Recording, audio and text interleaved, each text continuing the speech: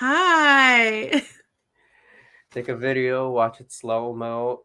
Happy New Year, Eurovision Fam! Oh, yes. Happy New Year. Happy New Year. Happy New Time. Mm-hmm. Sundays at whatever time it is now where you are. It's 1:00 where Whatever I'm time at. it is. Not Friday, it's Sunday now. Yeah. Sorry, I am now employed. So it's been a while. That's all right. Hustle, hustle, hustle, hustle. That's what Yeah. it's about here in America, sadly. But Hustle that culture is real. But we do have a lot of stuff. Oh, hello, Ariana. Oh, goodness gracious. it's good to see you, Ariana. Happy For New once, Year, I'm Ariana. not sick. Yay! Finally, I started the new year off with health for once, which is something that doesn't happen anymore. I didn't. I had a cold. I fell asleep. I fell asleep during our first topic, which is ESC 250. We'll get to that in depth in a moment. Then we have the Eurovision Award stuff, kind of just doing our award season end of the year wrap up Yes. goodness. Uh-huh. Then we're going to be talking about the changes for ESCZ. All right, what do we call it? ESCZ or ESC check? I don't know. I just Um, call it a Czech selection. I don't like I'm I don't okay. know. We got the 21 artists competing for Melodi Grand Prix to talk about. Then we're going to talk about some songs, Mhm. Supernova and Este Lau. Because Este Lau semifinals are this week, both of them. Woo! Yeah. Yay. So, no, you did not miss anything, Julia. I We swear. just started. We just started. We haven't even covered like all the topics yet, but that's perfectly fine because we're literally just about to get started right now, you Yeah. guys. Great timing. So, 250. 250. Ah, first thing woo! off, evil has finally been defeated. I don't know if you've ever seen that movie Cabin in the Woods, but with the girl holding the Yeah. frogs. Evil has been defeated. I feel like that happened to me mentally. Um, I was a little Japanese girl holding up a frog. And Chanel did it, y'all. Not let me rephrase that. Chanel fans did it, y'all. Finally, Lorraine has been dethroned. Never underestimate the Spanish audacity to accomplish anything. They will literally have the audacity to do it. And you know what? A lot of people are really happy with the fact that we like moved on 11 years later. I don't know what side I'm on, frankly, because I really liked the history that Euphoria gave us. I like the fact that it was kind of reliably there all like the years of 250. Måneskin I thought would be the one to take it, but no, it was Chanel instead. Spectacular. I don't know what to say other than I mean like Chanel's performance was one of the key Eurovision performances that all new viewers need to watch. It's just up there. It's in that echelon. I understand why she won. I'm just a little startled because remember when that song came out in Benidorm and everyone was just like, "Tanchugueras?" That's my whole thing. It's like the way that like people treated Chanel, like she had to like get off social media. The same people who made Like her win. These same people were the ones who were dragging her all last year in March. I'm just here's my main thing. I'm just glad that evil has been defeated. I was tired of hearing Euphoria win every single year. And it's Wow. mostly because Euphoria is a good song. I just don't think it's that good of a song.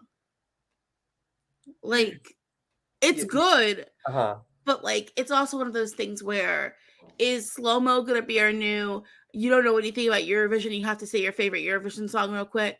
Oh, slow mo. I don't. Oh wow, that's a good Because question. remember, like, you can Hmm. always tell if someone likes Eurovision or not by what they say their favorite song is. And if they say Euphoria, you're like, you don't know Eurovision, do you? It's like you watch the Will Ferrell movie. That's what you think.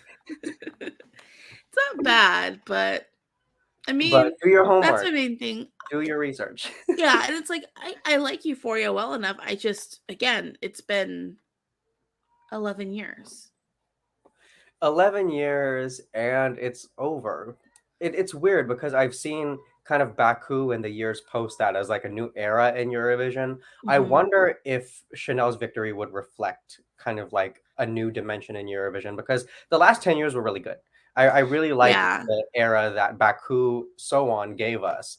Like, and I mean that's with 250 in regard, but also in just the culture of Eurovision in general. yeah. Like I think post Baku was a vibe, and the I thing think now we're probably transitioning. the thing with like Euphoria is it kind of showed us a turnaround from the 2000s, like the oddies, Mm-hmm. where it was a joke. Eurovision was a joke at that point. So Euphoria getting a victory and being really popular kind of like showed a shift in the contest and how it was perceived for a lot of places. Mm-hmm. And then after that, I feel like we had another transition though. Like that started in probably 2000. I'm gonna go 2017 was when we had our transition into what I think we're at now, with whoever wins is going to be giving us what's what I'm looking for. Like when whoever wins, you have to come through very authentically and have to come off very authentic and like that sort of a thing. So like I I think feel that's kind of like 16, the era we're 17 in, was kind because of like that. 17 you got Jamala who did that, and Jamala, Mm-hmm. she's brilliant. I don't care what anyone says. Mm-hmm. I love Jamala. Like she's probably the artist I listen to the most outside of Eurovision Oh songs. yeah, same. Um, then you have like Salvador came in, Mm-hmm. and like that song's completely timeless. Like you cannot.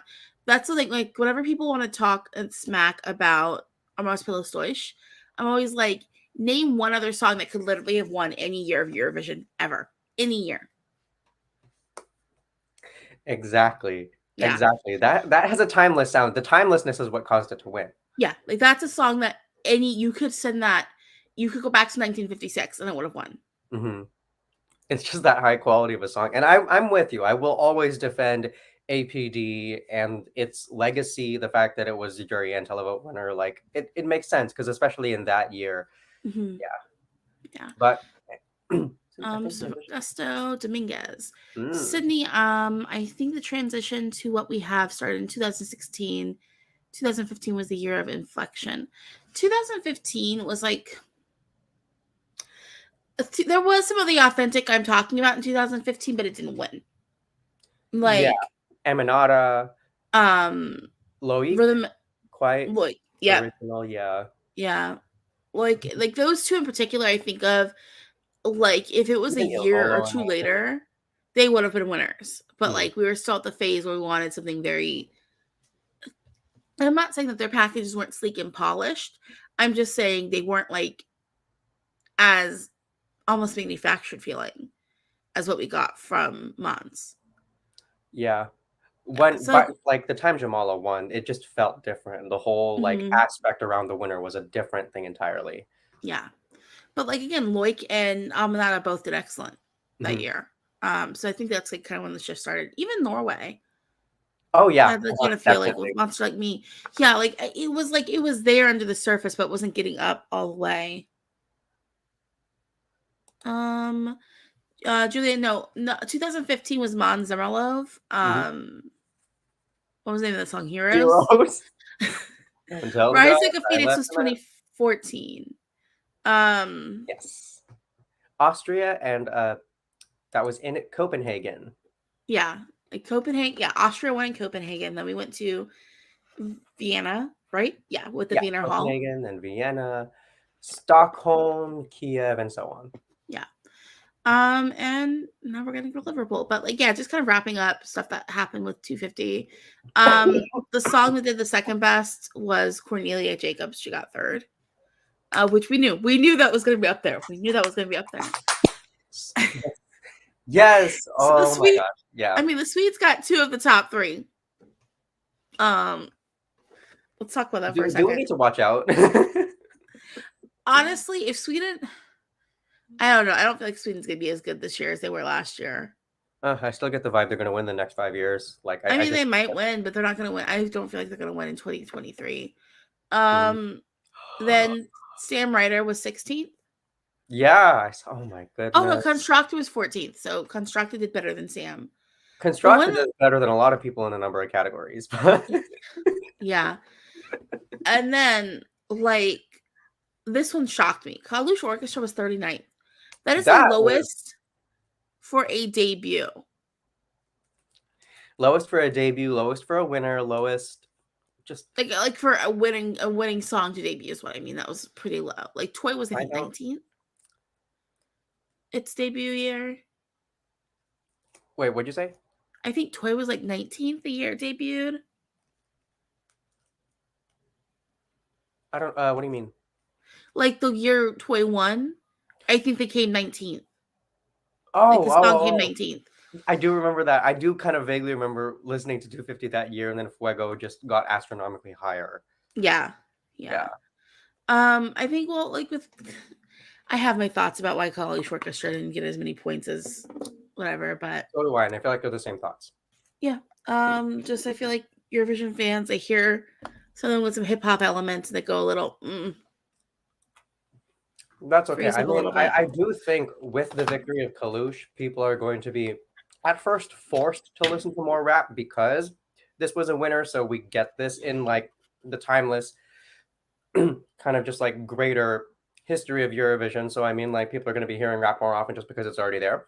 But Mm-hmm. also, this is going to inspire more rappers within Europe, I think, to sort of look toward Eurovision and national finals as a way to help promote themselves because it was very successful for Kalush and Malik Harris, frankly, to that Yeah. same degree. He's a radio. He's on the radio now, so. Yeah, my thing is also, this is the other element to put into this is like we have to remember 250 is only being voted on for by hardcore Eurovision fans. Like us. Like it's not your general public. Your general public is voted for College Orchestra by a landslide.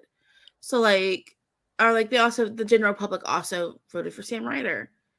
They You did. know, Chanel and stuff like that. So like you have to remember the general public is not the people who are voting in these things. So you have to like, because like when you're within the Eurovision bubble, it's like it's a different perspective than the Yeah. general public. So I think that like we can't look at this and go, oh, songs that use hip hop are not viable. They're just not viable to the Eurovision fandom. And let's be honest, the Eurovision fandom has some like freeze ups and some like pauses when it comes to things Very that are not bland opinions. pop. Very Wonder Bread mayonnaise opinions. It's like you let the same song win every single year for 11 years. Yeah. I'm And not I mean, surprised that a song, I mean, like Shoom did well, you know, well, it's but always Shoom's going to do also, well from now on. It but just will. Shoom, but Shoom's also electronic. This is like, when you're from the US and you look at like, you like before you got into like listening to music from Europe, you just, what you thought of European music was, oh, they like electronic dance music over there. Yeah. That's where that, it's like when disco died in the States, it went and hit out and became house music in Italy. Like, well, no house music existed outside. Like, you know what I mean? Like when dance music and everything in the US went to very specifically to queer black spaces and only queer black spaces. Like when that happened in the States, it didn't happen in Europe. Like they just Mm, kept with the dance music, whereas we kind of phased out of dance and went to like rock for a little bit and then straight up to hip hop like in the yeah. States. But I mean, to be fair, like having that kind of housey isolation in Europe has really caused it to kind of like transmute and progress. I like how like the sound has like I like the sound that it's become. Yeah. Now, because like we have some other notes about 250, Mhm. like the fact Kruna just dropped off this year. So my question was, how did it score so high last year, and then it's just right back where it was prior this year? Like what? I have I have my theories. What are your theories? Because I have none. Okay, my theory is like basically you get people on Twitter every year who go vote for whatever song, and like they get these little Oh factions my. going, and Kruna did that last year. Like there was a lot of, if you go on the Serbian Twitter, it was a lot of that. And a lot of people encourage, like a lot of Serbs like were kind of campaigning to see Kruna on the list. But why that 2019 song in the year 2021? And why Kruna of all the Serbian? I mean, I get it. Kruna's good. I like Kruna as a song. I I love just her as a performer, but I just feel like it was the one they wanted to rally behind to kind of get it there. And it's like I'm cool with it, whatever. I don't care. I mean, I somehow got Belarus 2005. I gave that was like the song I gave 8 points to. I don't care what anyone says. I love that song. It is and my how many favorite people voted for disaster that bop. again? Huh? I don't Like remember what it came like in the 200s, but I was just like, I just remember Twitter people like, what is this? I'm like, it is amazing. by the I skin of your teeth. My Skin inbox, of your teeth. my inbox when that came on was literally people like, "Oh, hey, Lili." I'm like, "I know, right?" Like, there's one person in the Eurovision fandom in particular who just messaged me, and she was like, "Our queen is here. She has arrived." I'm like, "I know, right?" Like, that is my favorite disaster bop. Like, if you don't know that one, it's excellent. It's homework. You need to watch it just because it's tradition. Like just out of Yeah. respect for the contest, you need to watch it because it like if it doesn't open your mind to what enjoying a disaster bop could be, then it, at the very least is going to rub you in a different way. If you enjoy camp, you will enjoy this. There Mhm. are 3 costume changes. Just the backing Also, dancers are for Baroque. Um, yeah, it the crazy eyes the whole time, just the huge smile. Oh, it's so good. It's like it's just peak. It's the nothing can camera touch work. it. Some things you really just can't reproduce or script. Yes. Sometimes you just have to wait until it's up in front of you. But yeah, go ahead and watch that video. We're probably going to be trying to resuscitate a lot of Eurovision entries going into the next couple years. I mean, clearly it works. We had Yeah. Kruna, we had Bulgaria and or Belarus, and we're eventually going to. Are we going to see Chanel lose in this next year? Is my question. I don't know because I'm going to highlight this question here. This comment from Augusto. And some Spanish entries had jumps to 300 plus ranks from the years prior. ESC 250 makes people go wild sometimes. I don't like. I'm not sitting here and cute. Like, honestly, I don't really care. It's not like that big of a deal to me. Like, I'm Mm. not one of those people like who got bots to do anything. I don't care if you got bots to do anything. I literally don't. It's just a fan contest on the internet. It's not Yeah, that big of a deal. Um, songcontest.be only has so many developers behind it. Leave them alone. like honestly, who cares? And like, if there were like a lot of people going, "Oh, let's vote for all these Spanish songs," I'm okay with that. Like, I'm perfectly fine with that happening. Yeah. But yeah, that kind of like the reason I highlighted this is because like there were songs that, like, where did this come from? Um, that were Spanish. It was just one of those things as well. Like for that first part, we kept going, okay, where's the Spanish? Where's the Spanish flood getting come in? I was joking around that like just all their entries were gonna chart, like all their entries were gonna just make up the top section. We're in the middle of the Spanish flood. We're And actually beginning to middle of the Spanish flood. Like it's going to continue from here. good for them because Spain's been kind of struggling lately and Spanish fans are so passionate. Like I'm happy that they've got something they really latch onto and be happy with. And yeah, like So am good I. for you. I'm happy you guys got Chanel.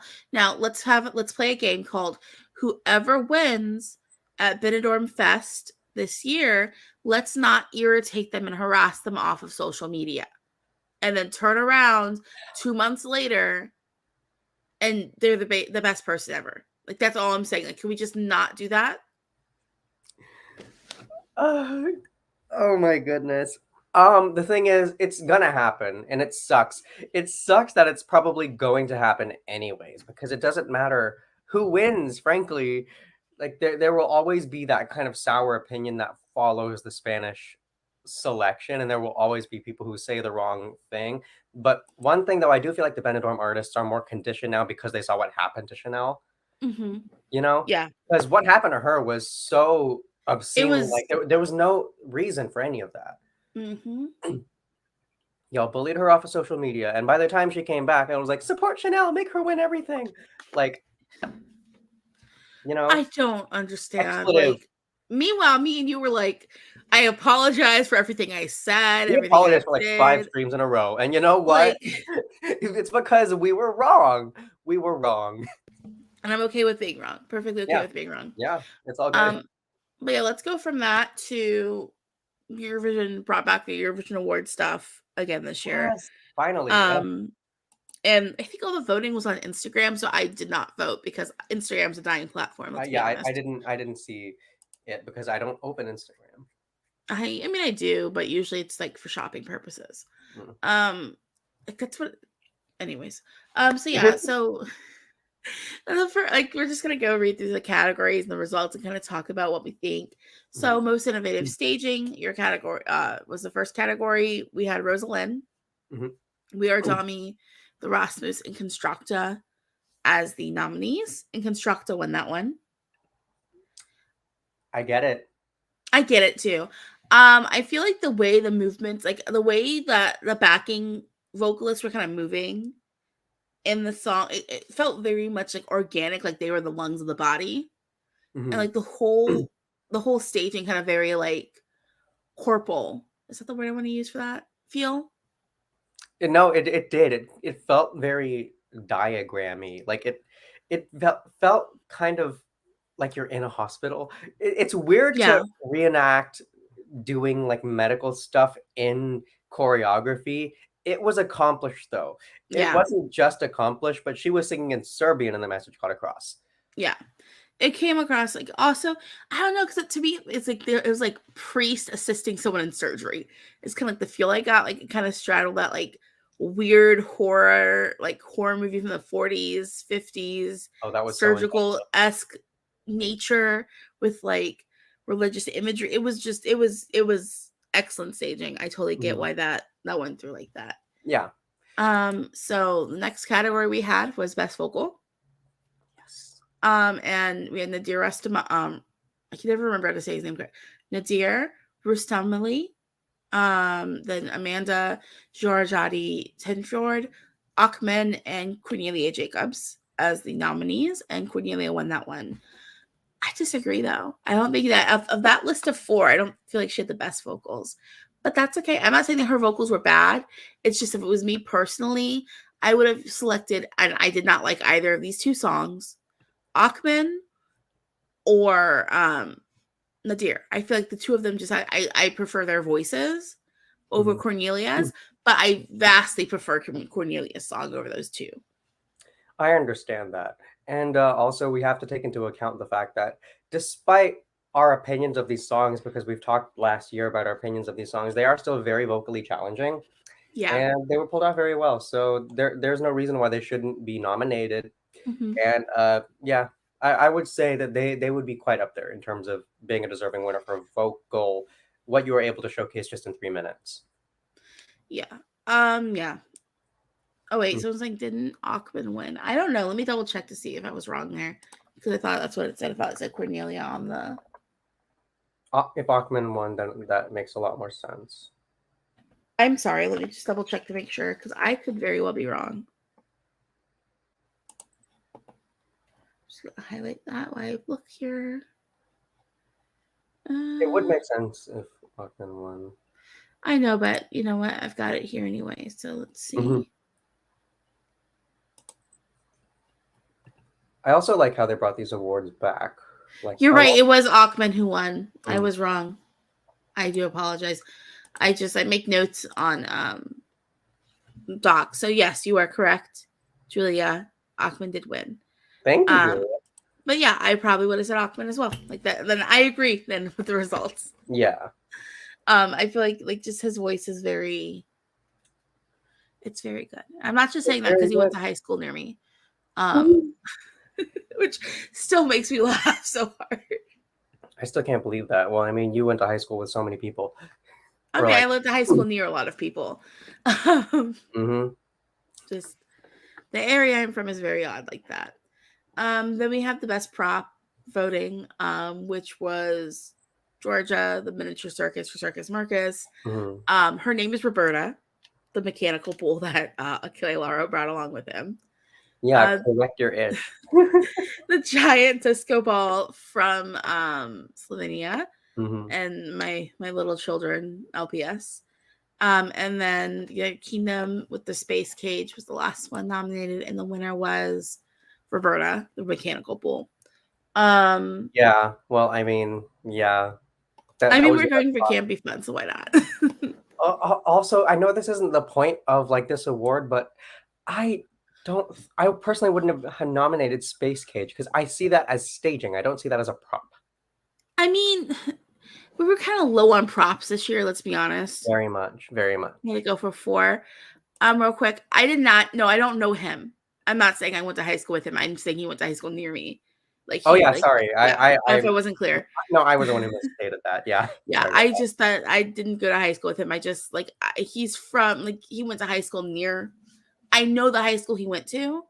I probably know someone who went to high school with him, but I don't. I don't know him like that. that. So sorry. Too many people. Too many people. Like there's yeah. I'm trying to think of it. Is there anyone? The only person I went to high school with who's kind of famous is a rapper, and he's like obscure. Like he's like kind of still underground in the States. Mhm. And he was nice. He was sweet. I'm not gonna complain about him. Um, The person from my high school who went viral ended up on InfoWars, and everyone would recognize her based on her red I blazer. am But so sorry to hear that. it's okay. We could definitely talk about that another time. We're gonna have a conversation off chat. We're gonna have a conversation off camera on this one. The 'Cause red blazer girl on InfoWars, just so you know. That's all I'm gonna say. I'm very passionate about talking smack about people who are involved in that sphere. Anyways, next category was best non-qualifier. Nominees were Ronella, Mia, Andromaki, and Andrea. I got Now, something to say about this category. So I thank you for the fact that there is a best non-qualifier category. Why are 3 of my winners in this and my last place? Like, that's frustrating. I mean, just it's just the fact that 3 of my winners are currently in this category. And it's the 3 songs that I think I walked away loving the most in the contest, and this is the only category that I will be forever stuck in. I need to rebrand. I got to represent these loser songs. But that aside, Ronella did win out of herself, Mia Dimshich, Andromake, and Andrea. I get it. I mean, iconic opener, jam. It's a bop. She got personality. 11th and 12th places. Peter, you don't understand that I am cursed with 11th and 12th places in the semifinals and last places in the finals. Like, that is just how it goes for me. That's just how it goes. I'm surprised that I haven't just like walked away like screaming and crying from a Eurovision. No, I do that every year.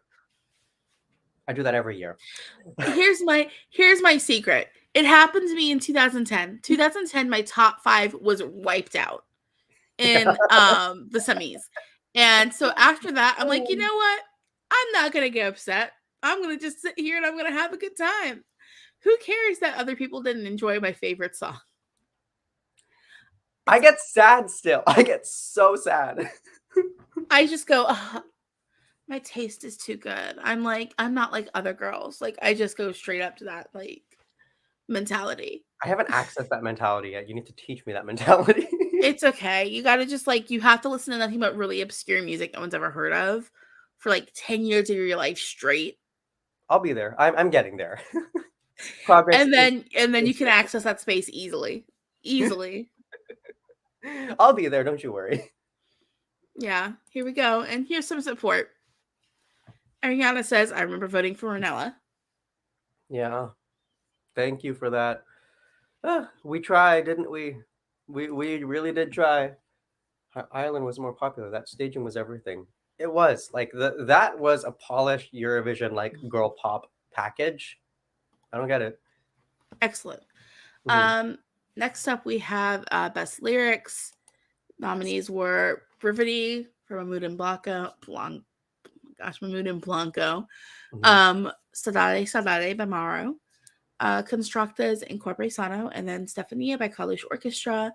Constructa won that one, and I understand 100% why.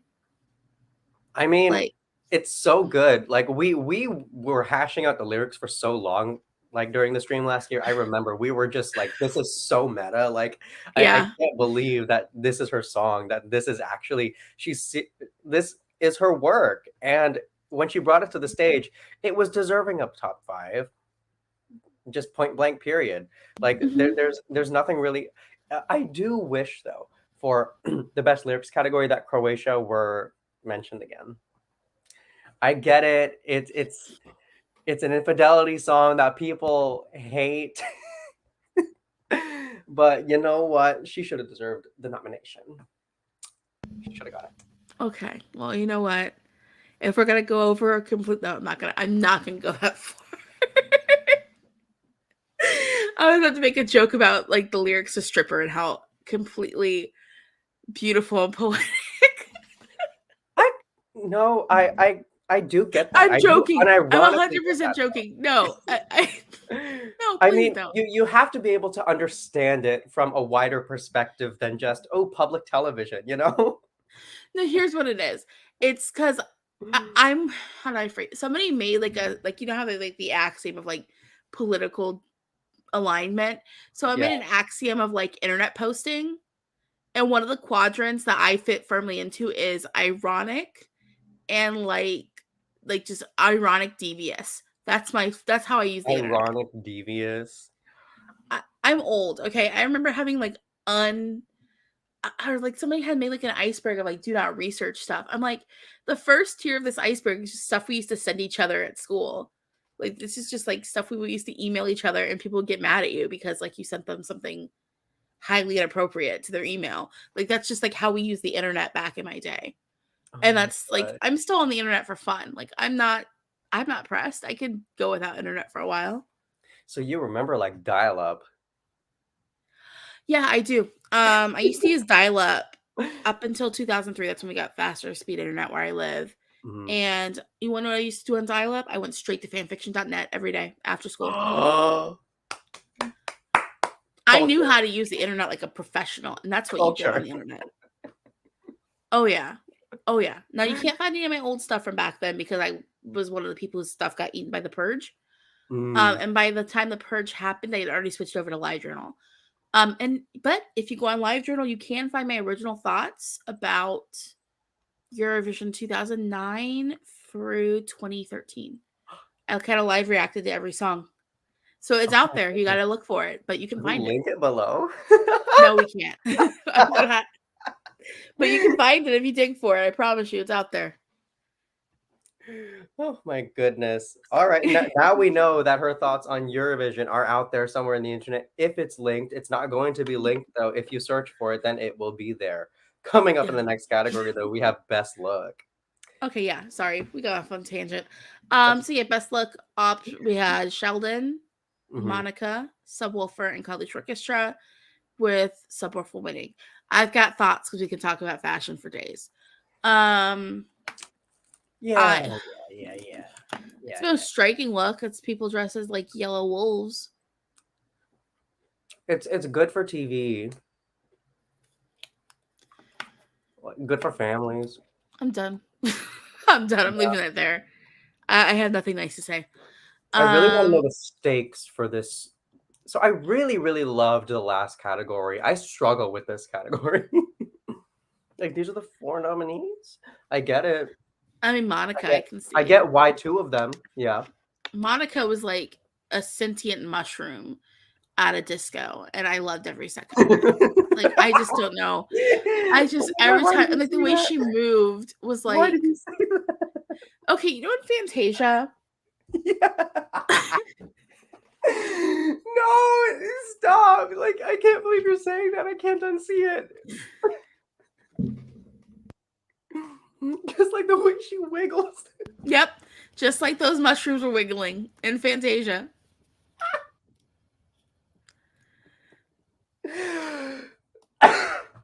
The hair, like the column dress. Even It the was sparkles are so like mystical mushroom. Like instead of the mushrooms doing ballet, the mushrooms were disco dancing. I just yeah, I dang, now I'm really mad she didn't win that category. like I just I noticed it during the national final. And And I you was said like, nothing. You've said nothing this whole time until the next year after I we've said experienced I everything. tweeted it. I literally tweeted it to Ah, somebody. Someone had said, "Why does Monica Lou remind me of a trumpet mushroom?" No, she said, "What was it? Is it trumpet? Yeah, trumpet mushroom. I think that's what the mushroom I'm thinking I don't of. know the difference between mushrooms. Hold on, I gotta make sure because I kind of know the difference between mushrooms. Yep, trumpet mushroom. I'll put up trumpet. Give me a second. Let me show you what I mean here. A disco mushroom. King Trumpet Mushroom. Okay, yeah. Let me get in. Hold on. If anyone has Photoshop abilities watching the stream, please Photoshop Monica's face onto this picture that she is about to show us of a trumpet mushroom, just so we.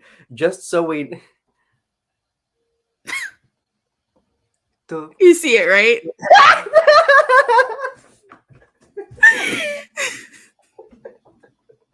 Oh my God! Stop.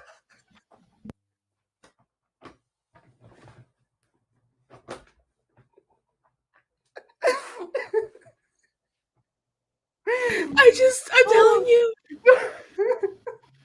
I see it and I saw it. Someone tweeted that and I was like, you're 100% correct. It's giving me Fantasia.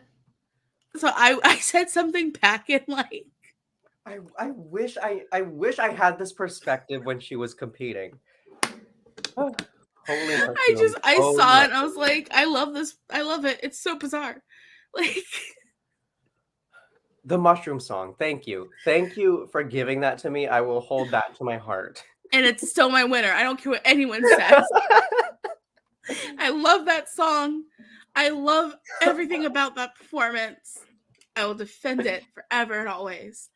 All right, we've been on this for a bit. Period. That was my third most played song in 2022. Can you believe that? I can. It was like my second or third. My most played song was just out of left field. But hey, anyways, Next category though. I mean, we're speaking next of the same category person. was We're best talking about the hair. same person. So the Let's go nominees were quickly. Monica Liu, Urs, WRS, Chanel, and Sam Ryder. All great competitors, all great people in this category. Excellent heads of hair. Excellent heads of hair. But Monica won though. Exactly. Oh, my mushroom goddess, my wood elf queen. Like, Yes, just like absolutely. She's gonna win something. And she deserved She best deserved hair. it. Mhm. Yeah, sorry. No, honestly, all of them. Like Sam Ryder has hair that I want to play with when I see it. Oh, that hair looks naturally expensive, you know? Right? I'm like, Yeah. I know a lot of people are A lot of probably money asking for about his hair. But speaking of hair and Sam Ryder, best official music video. Nominees Yes. were Lumix featuring Pia Maria, Zabjizub, Steen, sorry. Mhm. I have to remember it's Steen. And then Sam Ryder. Sam Ryder had the best official music video. Mhm. I say this is I like the nominees in this category though, because I love all the that one works. I'm like I don't disagree with any of those. All excellent choices. Good job, Fake Academy. Yes. Good job, Eurovision fans, voting for that. Then the next category was best.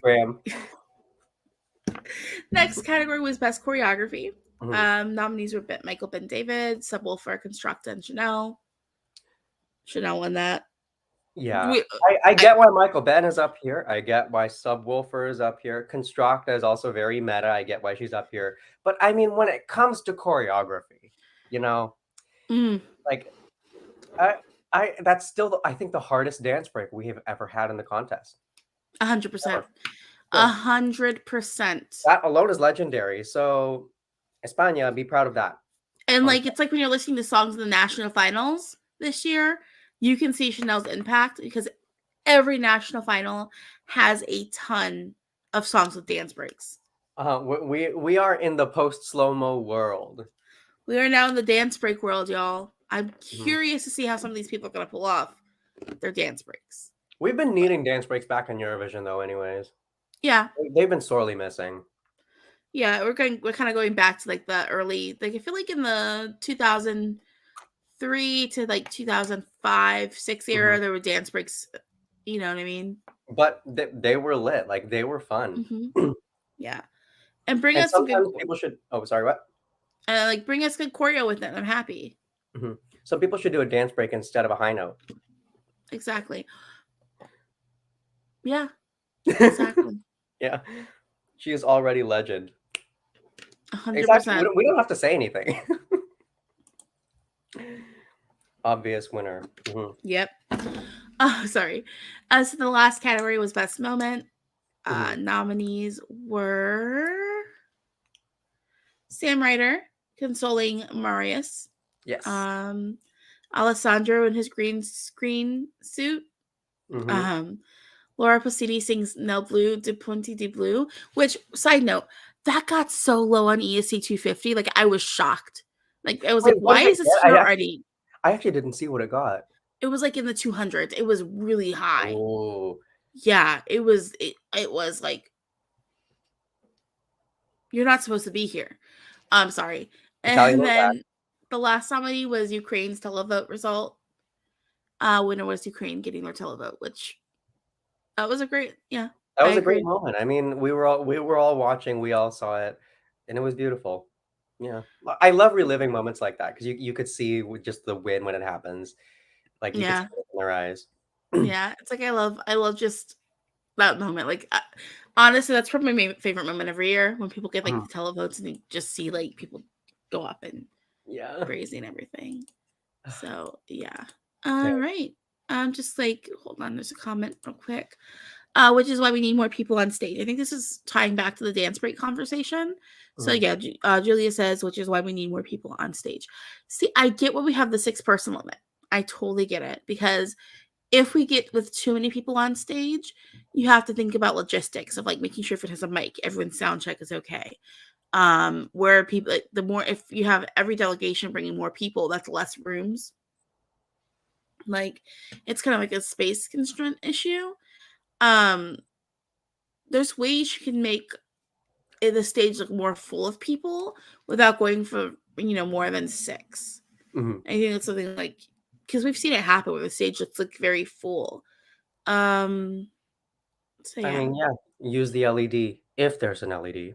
yeah. If there's an LED, you can use it. Like, "Hey Mama," what's the name of the song? Yeah. Hey Yeah, Mama, they used an LED to, and also Gaetana used LED to make it feel like a bigger crowd was there. I mean, given that was like Pikmin, but yeah. It was Livy Pikmin. Um. Oh wow. Yeah. All Um. right, And is that Julia says, everything from the award categories? I think yeah, so. Yeah. we talked about all the award categories. But the interval acts are always so much more epic. But that's like because they're hosting. Hmm. So like, I mean, let's say like, what's a country? Azerbaijan has a lot of money. Yes. So like, Azerbaijan could take a song and bring like 20 people and make it look really epic, whereas a country without like San Marino can't. Yeah. Like, you have to kind of think it's like it evens out the playing field if everyone has a maximum of 6. Hmm. But I do want to see though if like well I mean in national finals we do get some senses sometimes of how people like kind of idealize a more than because sometimes they come to a national final with more than 6 people. Mm-hmm. And so Yeah. we get to see that vision prior to the fact, but by the time And they with get there, national finals as well, they're local. So like, you can hire dancers who are just staying at home. You know what I mean? Like with Ariana here, some more people worked on stage well, worked well on ASC. It's possible. I'm not saying like more people on stage wouldn't look good. I'm Mhm, saying that logistically more people on stage is not going to be as easy because like the American Song Contest happened in LA. LA mhm, has a ton of professional dancers. Like in the United States, the cities with the most professional dancers are going to be Los Angeles and New York City mhm. because that's just where our entertainment centers are. So if you're hiring on dancers to work on the American Song Contest, You they can can have them go dance home. multiple songs too. Yeah, exactly.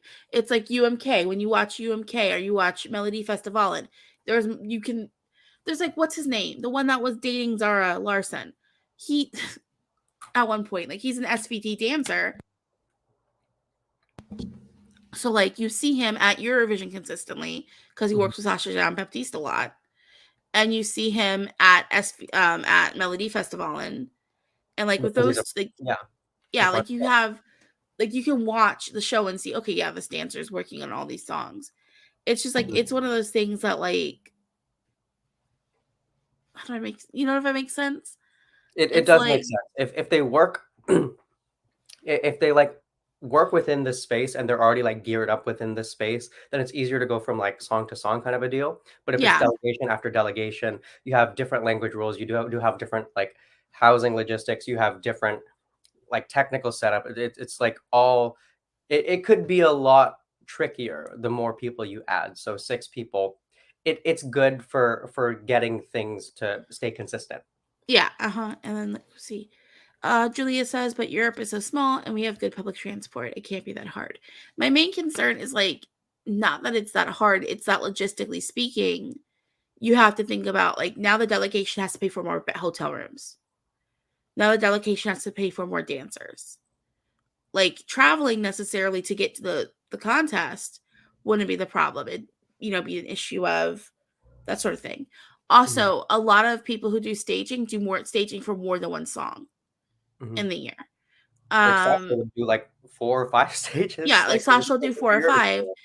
and she had like the pool of dancers she has to work with is like you can tell when she does the staging because you'll see a Swedish dancer if there's dancers in the staging. Like sometimes there's not. It's just like Riser. it's like one of those things where yeah, I mean, and like I actually do like this discussion, so I'm kind of going on this a lot. Then Julia also says we could have Eurovision dancers like the Eurovision Orchestra. Everyone uses the same dancers. Then you're looking at one person having to learn choreography for a lot of different songs. Mhm. Like, I'm not a dancer, clearly. Um, but I know someone he's a professional dancer, and when he's committed to something, I know a couple of professional dancers. Um, when he's committed to a show, because he does Broadway, he only does that one show. Like he only will do The Lion King. And that's just what he's dancing for, and only The Lion King. The other person I know who's a dancer, he did more like music video work and stuff like that. He never really did set shows. So he would learn different choreographies at different times. Mhm. His sister's a professional choreographer now. And she, again, will do choreography for multiple singers, Mhm. but it's different because it's not like she's physically having to do 10 different dances all in one night. Yeah. And It's like, like how much time you spend practicing for the thing. yeah, like you may have a repertoire of X amount of songs, but like that's a repertoire building up over a long period of time when you get like the professional dance troops. Yeah. Um, you're not performing all of those routines every day because then you're like your body could get confused. Mhm. It's like let's look at how many people who sing who forget the lyrics to their own song sometimes. I mean, it happens. Like lyrics are they can be long. Yeah, Like songs yeah, are that's just like essays. So I think that's like a good topic of discussion, but kind of want to move on to the next section here oh because I yeah, think we a lot still of have a lot of stuff to cover, you guys. Wow, wow, wow. yeah, we're gonna try to get through this. Next thing Mhm. I'm gonna just touch on real quick is the Czech Republic's rule changes. Yes. So we will be getting an actual national final this year. Woo! Exciting. I'm kind of sad to see the PowerPoint go. You're sad to see the PowerPoint go. I say out of here with that. Oh, come No. on, the PowerPoint in the attic. But yeah, it's gonna be a live national final at the end of this month, same night as Benidorm Fest. Oh One my of the nights goodness. of Benidorm Fest, I You're think. gonna have to make like decisions probably at some point during your national final night, you guys. Yeah, it's gonna be January 30th. So it's like I think that's one of the semis of Benidorm. I don't know. I don't have my calendar pulled up. I am Um, not mentally allowing myself to think about Benidorm in this day. yeah, nor am I. So yeah, that's that. So we'll get more details later. I hope we get the songs beforehand because I would love to talk about that. Yeah. Um, oh no, it's a Monday. It's a national final, so it's gonna be 3 weeks from tomorrow. A Monday. Never mind. Not gonna conflict with Benidorm Fest at all. Okay, and next up we have kind of something we can go more in depth for. Melodi Grand Prix. All Norwegian right. Melodi Grand Prix because there's 2 Melodi Grand Prix. Norwegian Melody Grand Prix. The bigger sister, the older sister, the smarter sister. Uh, The better sister. better sister. So, you guys, 21 artists are going to be competing across 3 semifinals. There's going to be a grand final at the end of the month. And no more duels for this MGP. They got rid of those. Bless. We Bless. finally got rid of those. Okay, there's a pros and cons. I'm going to the devil's advocate here because I know that the duels were very unpopular for a lot of people. I understand why. because sometimes they would pit two of the best songs against each other and two of the worst songs, and then you come up with like a weird assortment by the end. Sometimes it would just cause you to lose excitement for like other songs. That's oftentimes the argument. I still think it made for good TV-ish a little bit, just because I like to see the reactions. I like the suspense. I like the fact that they never put down the suspense. Thought it was a super original idea. Do I hate the fact that they're getting rid of it? No. You know the other MGP that I'm not a big fan of that I talk shit about every year? Oh, shouldn't cuss. That I Yeah. talk smack about every year. Mhm. I feel like that's the thing that makes that MGP so bad. Because the issue with dual systems is that it gives people multiple chances to vote.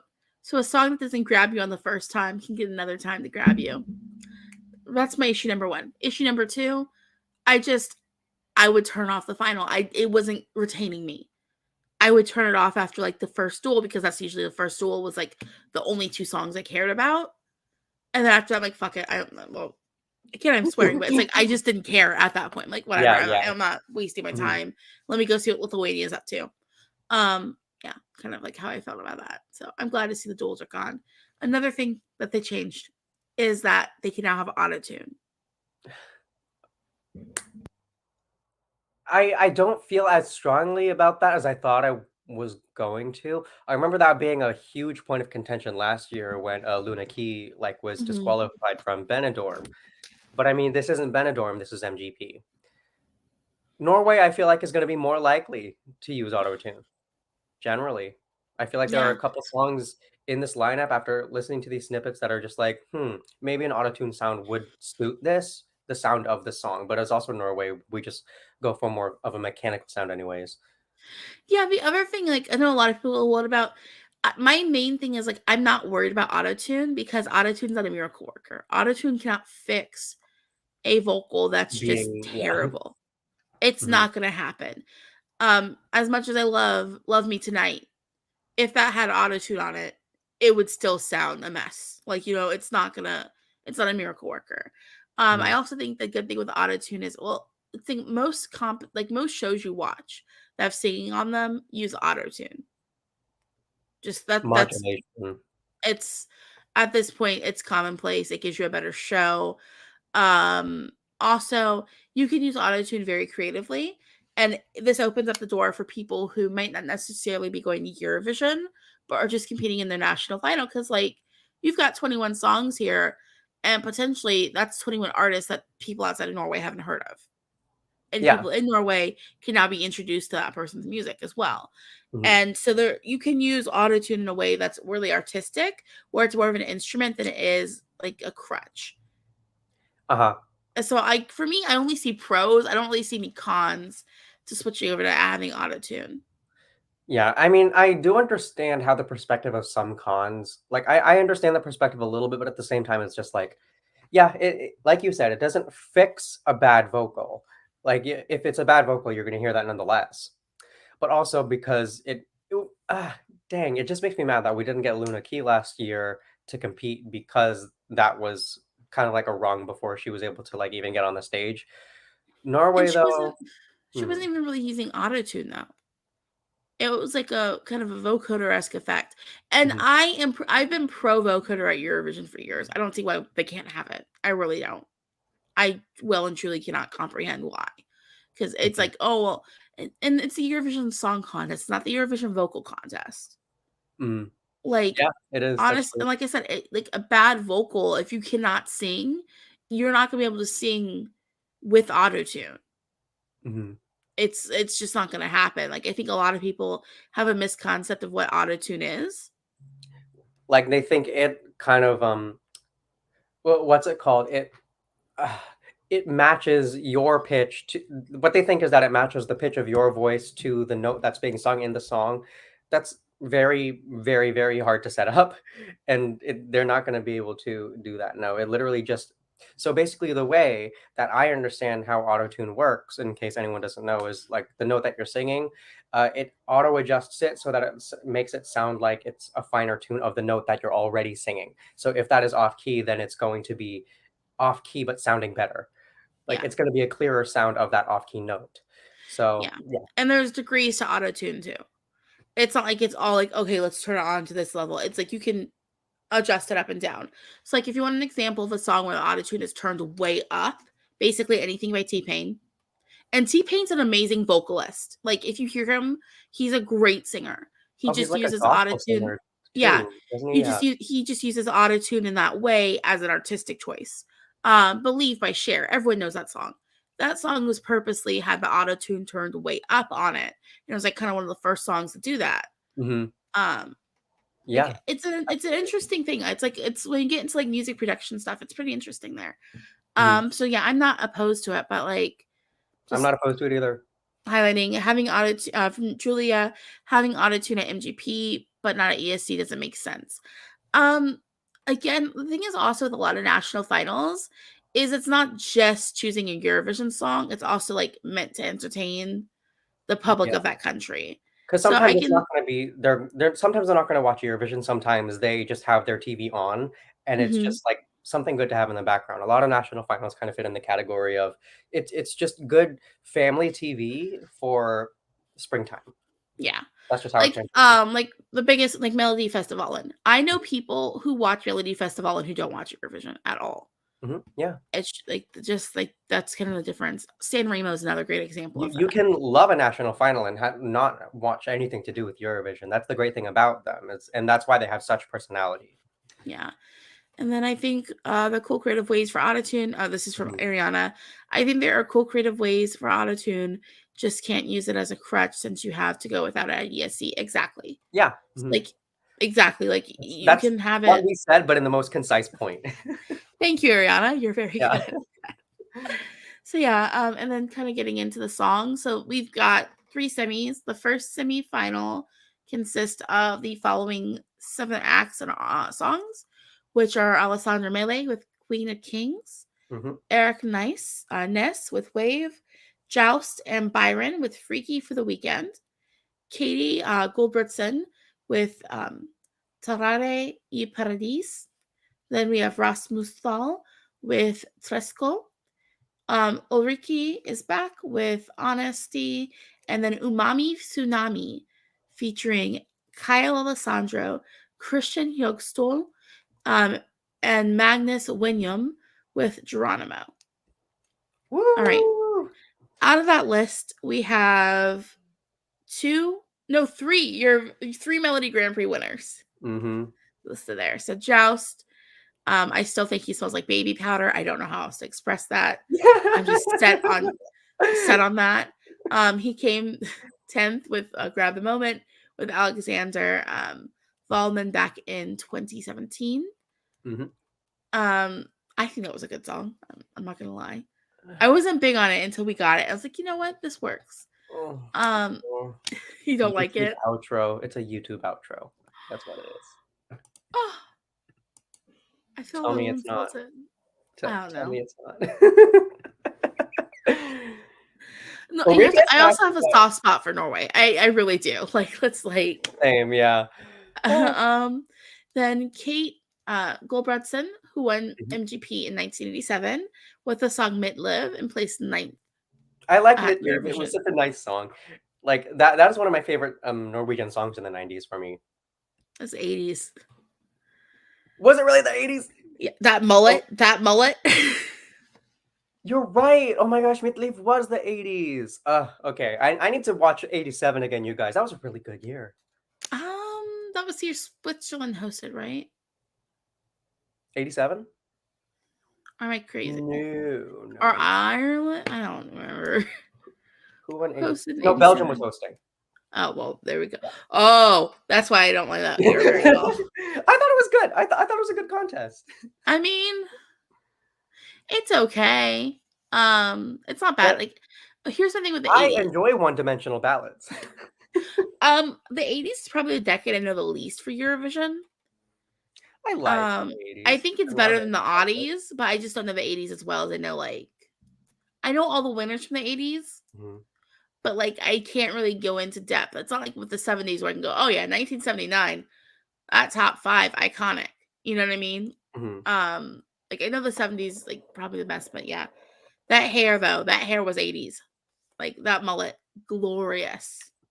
I don't know why. Every time I hear that song, I don't see the mullet. But I Kate, that hear was the Kate mullet. Milgranson, you guys. Just so you know, she had a mullet back in 87. That mullet, iconic. Iconic 80s look. Yes. See, now everyone's clocking me for the fact that I don't know where the 80s came in culturally. You guys, I was born in 1997. Okay, we're not going to talk about that. Enrique's back. Enrique's back. Won with Attention in 2020, but didn't get a Eurovision. And that's, honestly, with Attention, that was one of those songs that grew on me after a while. But yeah, I really liked it when I first heard it. Um, I think from the snippet though, I don't exactly know how I feel about this song. I was a little confused by it. Are we see talking about here. the songs at all? Yeah, we are. Jane? We Okay. can, especially we'll talk about the songs for the semi, just because the Mhm. semi's happening before we stream again. Yes, Saturday. I hate going off of snippets. I well and truly do. Mhm. Because like I just feel like you can't get a good idea of where anything's going, especially it's like 20 seconds. It's not like the Melody Festival and snippets where you get a minute and you can go, okay, you know what I mean? Yeah. After a minute. Um But I think they're at least trying to show the hook though of these songs. yeah. They're trying to show like the hardest 20 seconds of each song. And I don't know if it was the section that they selected for a couple of these songs, but I don't know exactly how I feel about a lot of these going into it. I don't think I feel quite strongly yet because once again, these are snippets. Yeah. Um I don't really have feelings that are strong about the snippets because I am so bad at like nothing really stood out to me. I feel Mhm. like with the snippets, it's all very much the same across the board. That's okay. I mean, yeah. Ulrika will make it amazing on stage, but I'm a little underwhelmed by the snippet. Me too. But who knows? Again, like it's really hard to tell with snippets, but that's the thing too. It's just like why you like I wonder why they give us snippets to work off of because it's just like it's almost enough to come with like a cognizant thought, except the fact that you don't have any information. But like we'll get the full songs tomorrow. Oh It's just yeah, like huh? with the way that like our streams work now. Like We'll be like right after results, right before release.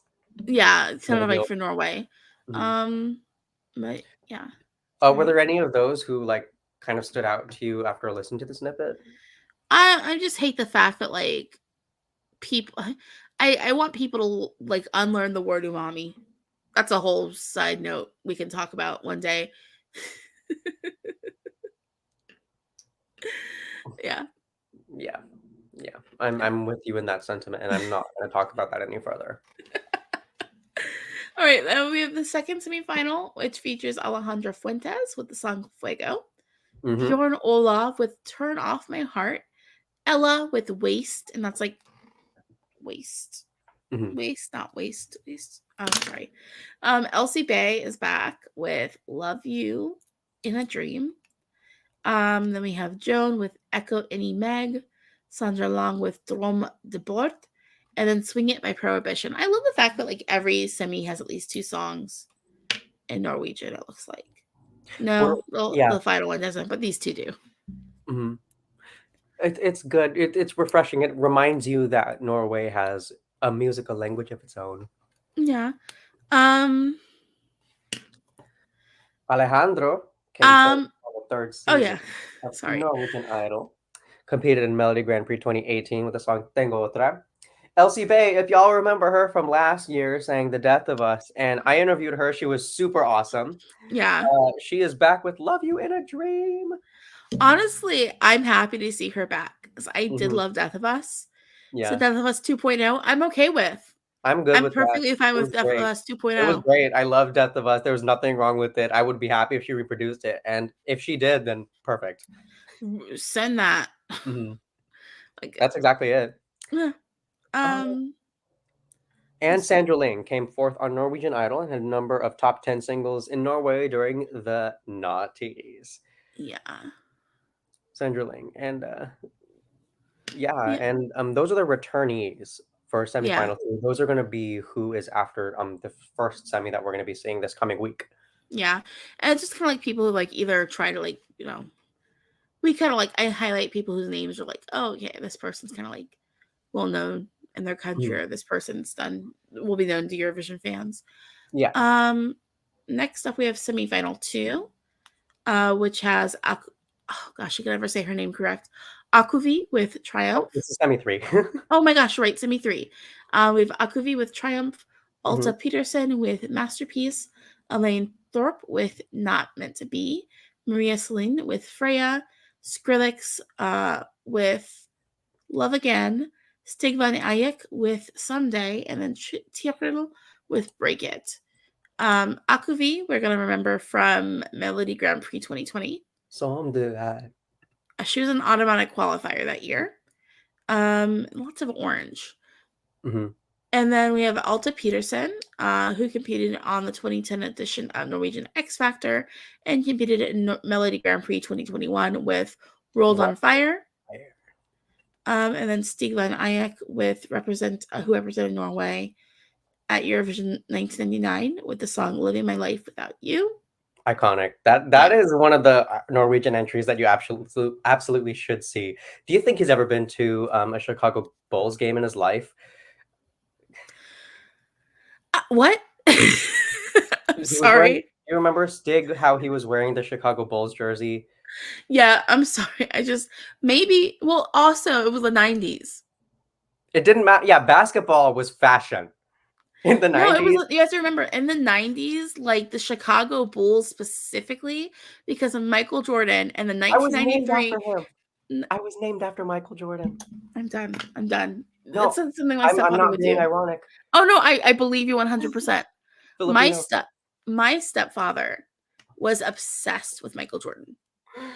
Like absolutely obsessed with Michael Jordan. My stepfather also watched a lot of basketball. Mhm. But like specifically that like 1992 American Dream team at the Olympics and the 96 Olympic team. And that Mhm. was what year was he competing? 99? Yeah. Like It was was on was it a trend. Jordan jersey? I don't know if it was a Jordan jersey, but it was definitely a Bulls jersey. Yeah. Yeah, like that it was a cultural milestone, y'all. Like y'all don't Mhm. know. Y'all And literally don't know if you weren't there. quick trivia about me, yes, I was named after Michael Jordan. That is why my first name is Jordan, and my middle name is Bailey because of the girl from Party of Five. I don't have any history with any of my names. I just happen to be like 90s media. That's why I'm I'm named the way sorry. I That is the most 90s combination of names I've ever heard. am. So you guys know that about me now. Wow, I didn't think I would ever be saying that on stream. This is information that I've kept to myself for a very long time because it's just absolutely ridiculous. Michael Jordan and Bailey from Party of Five. Yes. No, that's exactly why my name is Jordan Bailey. Okay. I I Sorry, can't tell you why my name guys. is my name. My name is just my name. Um You weren't asking for that disclosure. I just gave it to you. Fun fact, I'm the only person in my family not named after anybody. Wow, must be nice. I'm named after two people who have nothing to do with me. I can't play basketball and I can't act. So Basketball's fun. I used to play basketball back in the day. I used to be also freakishly tall back in the day. Like back in the 90s, I played basketball because I was really tall for my age. I was always short and I always hated basketball because people always thought I was going to be a baller. Because, oh my gosh, you're the Michael Jordan. No, no. Moving on from that. Anyways, I'm sorry. Again, another tangent. We keep doing this. It's because it's been so long, you guys. Like, we don't get to spend that. Like, this last break, I was missing y'all. Yeah. I'm gonna just highlight because I know someone said this is one of their favorites. Freya, Freya. Yeah. This was a Julia. snippet that really stood out to me too, Julia. Yeah. I Yeah. I really enjoyed this snippet. I look forward to the full version. Interesting. I do want Norway in the near future to send Viking pop. I think it would do them so much better than Denmark got in 18. Like, just try Viking pop. It's gonna be great. It's He'll gonna do better because Norway tends to just have better music than Denmark. and there's nothing that can fix that currently. So I think that's everything on Norway, right? No, I'm just gonna. Yeah, that's everything from Norway. I'm just gonna highlight another comment from Semi Two. You know that song. It sounds. I feel like there's one song every MGP that's just kind of like good schlagery Norwegian language pop from like a teenage boy. Yeah, I'm Yeah, down with it. yeah, I'm down with it. I'm never against it. It's good. Yeah, I mean, my favorite Norwegian artist would never do Eurovision ever, but that's okay. My favorite Norwegian artist has done Eurovision, but that's beside the point. Supernova. Yeah, sorry. So we're gonna go ahead and talk about Supernova, which is Latvia's national final. We Hmm. got the songs and artists. We'll just kind of go through because you know, we'll go through like all the songs and kind of tell you kind of our favorites, like a couple of our favorites. Hmm. So, Yeah. I looked up how to say this and then I did not save how to save it. 24 Avnia is the first artist with the song You Said. Adriana Maglane with I Like You Wanna. Like I Wanna. Oh my gosh. Mhm. Like I Wanna. Alice Hajima with Tricky.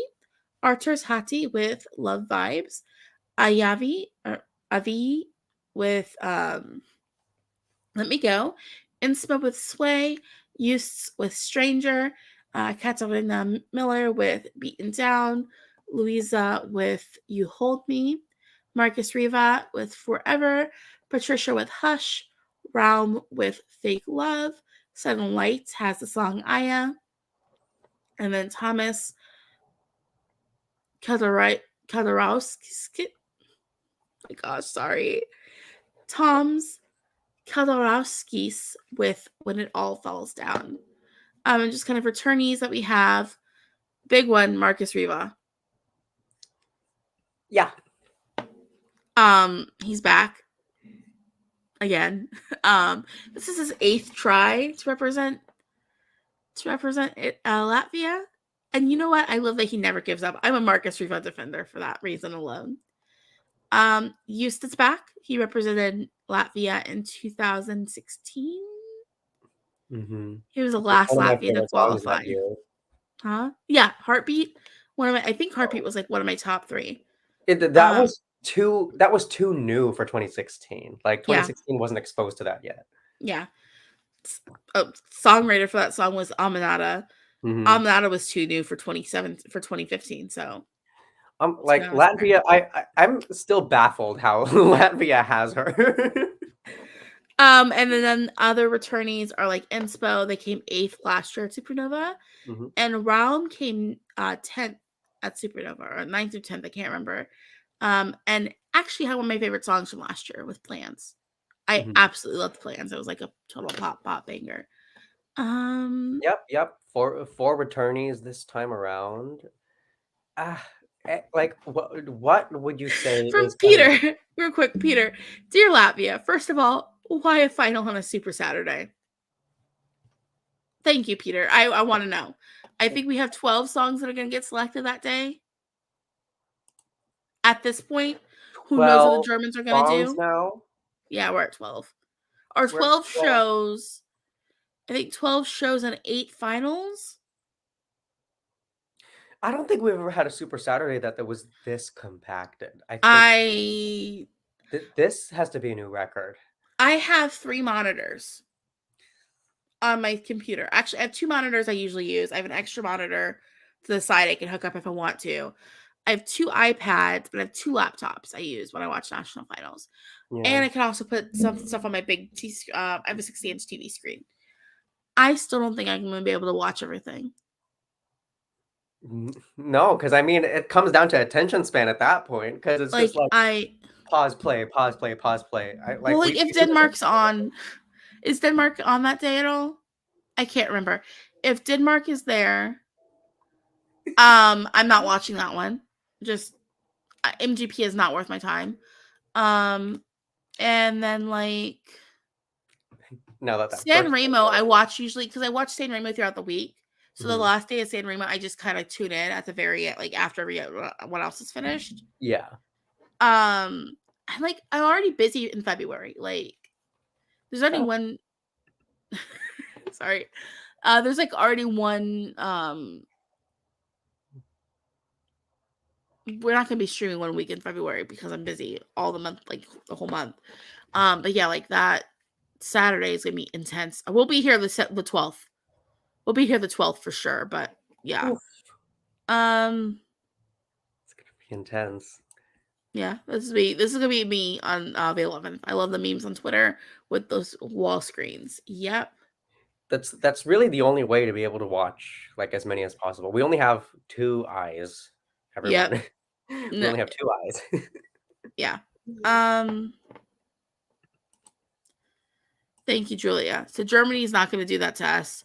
Germany's Until Unser Lied für Liverpool will be in March. Awesome. So we get to set aside all of that attention just for the German selection. Perfect. Great. Sorry. So right. Like, were there any songs that stood out to you that you wanted to talk about from Supernova? Like, maybe kind of give you, like, you name a song, I name a song, kind of that sort of thing. Sure. So, Sudden Lights, I thought I this one was really interesting. It was I interesting. Yeah, I think I react when I did my live reaction, was like, ooh, like, kind of like that. Mhm. That one definitely did stand out to me positively. Yes. Um, it's like it's solid. I don't know what else to say besides like I have positive vibes from that one. It's one of the strong ones competing. I kind of want to note with that song how interesting the time signature is, because like I really hope I'm talking about the right song, but I noticed it goes from like a 5/4 time signature to like a 3/4, like when it gets to the chorus. I love time switch ups. If you guys Mhm. know me, I love, love, love a time signature switch up. That is just something that really works for me. Like if using pop culture as an example can help you like point to that more concisely, Lana Del Rey's West Coast, sure. Mhm. Like that has a very kind of important decided switch up in the center of the song that causes it to completely change face. I like that. That is exactly what I go for, and that is why I mentioned this one. Okay. So how do you feel about Icebreaker? Icebreaker, who was singing that? Norway 19. Oh my gosh, Oh, that was Norway my second 2009. place. That was my second place going into it. Brilliant song. Same. Brilliant, brilliant song. Even I think actually think that may have been that was like, yeah, it was up there for me. It was my second or third place. It was up there for me though. Okay. Sorry, we went off a bit of a thing. I want to talk about Inspo. And With oh the yeah. song Oh Sway. yeah. Oh, that's good. I It's really good. I like it. It's giving me Evanescence. Okay, like Really. I'm kind of getting like because the contrast, like the soft female vocal with like Mhm, the heavier elements and the guitars and everything. I'm kind of getting like I'm not saying it's like an Evanescence copycat, but it's Evanescence esque, mhm. and so I'm It kind of like, glances. yeah, like it makes me think of that without being derivative, if that makes sense. Like I'm into that because of the fact that it's like something that's familiar to me. I also do like the contrast between going for a softer vocal with heavier instrumentation Mhm. because you don't really get that a lot. Um, Oh, that's not in fashion anymore. I like heavy music. It's just like with a lot of heavier music now, it's a lot of screaming. And Mhm. I just don't like that sound very much. So, Very melody heavy, very melody strong is this one, and I like that. I like the yeah, fact that you can clearly hear the melody. because it's like one of the things I like about metal music is the melodic quality of metal. Mhm. So much of it is just like people think of metal, it's like, oh, just people yelling with heavy guitars at you. And it's Mm-mm. not. And it's like there's a lot of melody that happens in the genre, and this kind of highlights that. Beautiful, beautiful, beautiful. I also really quickly did want to mention Marcus's song. Okay. So this is a Markus Riva song.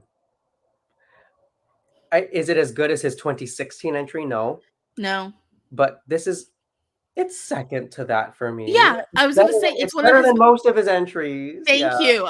Thank you. That's exactly what I was thinking. I was like, you know what? It's not my favorite thing he's done for Supernova, but it's one of his better tries. It Mhm. really is. And like, you know what? If this is his year, good. I'm happy for him. It's just like I like the fact he doesn't give up. He shows up every year. And I think he gets a lot of crap from the Eurovision fandom Mhm. That's just not justified at all. It's not. It's not justified. I personally I struggle to like his music in a lot of cases, but this I actually do find myself, like, remembering this one in a more positive note, kind of in the same direction that was 2016, and that's really it's reassuring to me. It's reassuring to know that he's gonna keep trying. Yeah. He's gonna keep going for it. He is the Aiden before Aiden. Forever's in the stand-up, but not bad either, kind of fun. It's kind of Yeah. fun, yeah. It's fun. Like I could see this playing at a club and being into it Mhm, at the you know what I mean? Like that's the kind of music it is. And someone had also mentioned from Peter, Inspo Sway is very good, and the other one I like is Patricia Hush. I love Patricia. Like I think that I she's giving us a really nice bit of attitude with her song, and like it's got a lot of personality to it. I And don't it's think I like, accessed it. I don't think I got it the first time. okay, I got it the first time. I feel like I was into it immediately. Mm, I just feel like there's a lot of personality that's there, and I think that's hard to like show off. And when mhm, it comes like a Eurovision entry, that's gonna be a highlight. The other thing is like with Supernova, last year I ended up really liking Supernova once we got to the actual shows. mhm, So I don't know. Like again, our opinions never like my opinions will probably change because of that. mhm. Um, were there any other songs you want to talk about in particular? Let me just see here really quick. Uh, no. Okay. It's okay. I just want to say again, I like Realm's song. I don't like it as much as I liked him last year with Plans Mhm, because I think Plans was like one of my favorite songs of the season at one point mhm, because it's just such pop punk fun. And Fake Love is also very pop punk fun. So if you like pop yeah, punk, you'd probably like that one.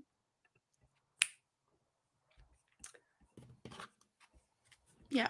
All right. So yeah, from Supernova, huh? we move on to the neighbor.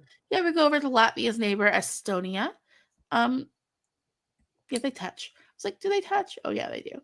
Um, this would be a second to be like, I think they border. So yes, so we're going over to Estee Lau. Mhm, So Thursday will be semifinal one, and then Saturday will be semifinal two. I like the fact they get their semis over with in a week and then give us a month before. Yeah, I don't know how I feel about that because, like, I noticed that my opinions of the songs changes as I sit with them. yeah, That's yeah, that's one thing. It's like I have an opinion of one song, but then because it's been with me for so long, my relationship by the time it's competing already changed. yeah. That's one But thing in particular about Estee though, you gotta be ready for that. yeah. Now for our Estee Lau, our first semi is gonna have Yannick with House of Glass, Mhm, Elep singing Pretty Girl, Ka with Valak, Marilyn with Unicorn Vibes, Mia with Uksam Kuraga. Then we have Neon Letters and Michael with Tokimeki. I love the fact that you wrote this in hiragana in the notes. I'm just gonna say I that I much. I have to, like, anytime I write the song down, it's going to be in Hiragana from now Okay. on. Okay. And then we have Ollie with the song Venom, Andreas with Why Do You Love Me, Bad Mhm, Waters with Monsters, and then Annette and Freddie with You Need to Move On. Um, so five of these are gonna qualify. No, mhm. six are gonna qualify. Do It's you the gonna quali want to just talk about like we'll each give a song, talk about it? Sure, yes. So, I'm sure most of you follow me on Twitter, and if you don't, then it's gonna be in the tag. But my next to my name, next to Shortcake ESC is the word Tokimeki, and that is because, like, my teenage life, I was fed on Japanese city pop and Vocaloid, kind of that direction of like you wouldn't expect that from me. You really wouldn't. But I was one of those kids. I was one of those caramel dancing kids. And let me just say, this song, it is so clean, so fresh, so new, so just refreshing. And it's not even the fact that it is Japanese that makes it so nice. It's just everything about it's really polished. Is it original? Not necessarily. But for me, it's not necessarily about the originality either. I just like how overall pleasant it is. So that is one song that I needed to mention. Just and it's so different. Like it just feels so cozy. I get the cozy feeling because I definitely get the cozy feeling from that one as well. Mhm. And like lyrically, it's about being in love and like kind of like Tokimeki's like your heart Flutters. pounding. Yeah. Like, yeah, like that That's what I feeling. understand it. And like they said Doki Doki. Doki Doki is like probably everyone's first onomatopoeia they learn in Japanese. Mhm. That Pika Pika, you probably learn pretty quickly too, depending on how old you are. But like it says like Toki Doki a lot, which is not Toki Doki, oh my gosh, Doki Doki. Doki Doki is like my heart beating. It does say Toki Doki sometimes, but that means something completely different that's Mhm. unrelated to Mhm. hearts and love. It's cute. For me, I get the warm feeling. I don't hear J-pop at all with this, other than the fact that it's in Japanese. I mean, like, I'm not a J-pop girly. When I listen to my Japanese music, I'm listening to like VK mostly, because I'm old and bitter. And then like I don't hear city pop either with this. I don't, because city pop is specifically a combination of like jazz, 80s pop music, R&B, and like it's like not R&B, like disco. It's specifically like that combination of things. If I had to Mhm. say a song like in the Eurovision sphere that people would know as city pop, I'd say disco is more of a city pop song, like LPS from last year. Ah, okay. Um, like this to me, it sounds like it doesn't. It sounds like it doesn't sound like it in like the key it's in is not like a key that you commonly hear in Japanese pop music either. So Mhm. like for me, I don't hear J-pop. I just hear a pop song that so happens to be in Japanese, and that's kind of like Interesting. what its appeal is to me. Other than like that just warm and cozy feeling. Interesting, interesting. Yeah. I mean, I do see where you're coming from with that, but I'm so enchanted by the song, like, I need to see it do well. Yeah, I mean, hey, you can be enchanted by it. Looks like people in chat are too. Tokimeki is sweet and cozy. I love it from I adore it. Ariana. Oh, yeah, what was a song that you thought, like, needed Um, highlighting? Okay, Peter, that's a good go. That was for me too, Peter. I didn't like it for so long, and then I was just one day, I was like, "Ah, yeah, this is everything." and then Julia. I was expecting J-pop. I was disappointed. I Ooh. was confused. I'm not gonna lie, because I was like listening. I was like, wait a second, I can understand this. I was like, oh, maybe because it's like sometimes words in different languages. I'm like, oh, that looks like a Japanese word, but I know it's not. If that makes sense. Mhm. Um, but yeah, of this list, I want to highlight someone already. Two people already mentioned her. Pretty Girl by Ellip. Pretty Girl, acts so sweet. Julia says Ellip is an icon. I love this song. It's so like 90s Riot Girl esque. When I first listened to it, I was like conflicted. But then, like I said in my, like, if you watched my video with my first reactions, I kind of was like, I'm like, in a week, this is like my favorite song ever. I love this. I love this song now. Like, it's just, there's something so odd about it that, like, it's conflicting. It makes me feel like the first time I heard it, made me feel like the first time I ever heard TikTok by Kesha, where it was like, I don't like this. I hate this. But then, like, I was like, oh, this is amazing. Like, if that makes sense. Like, after, like, the third time I heard it, I was like, this is amazing. This song is brilliant. Like, this is peak. This is art. Fight me. So yeah, I really do enjoy Ella, Pretty Girl. Nice. Did I give something else? Uh, really quickly, Pretty Girl, I see the love for it. I see the love for it. I get the fact that this is big. Like this is one of the fan favorites going in. Song number 2.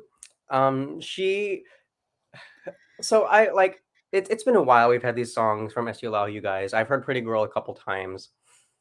No, it doesn't hit for me. Like there's just something about it. I don't know if it's because in the main hook she tries to rhyme sweet with buckle up. Like I don't know what about it is. Is it because that it's kind of pseudo rap?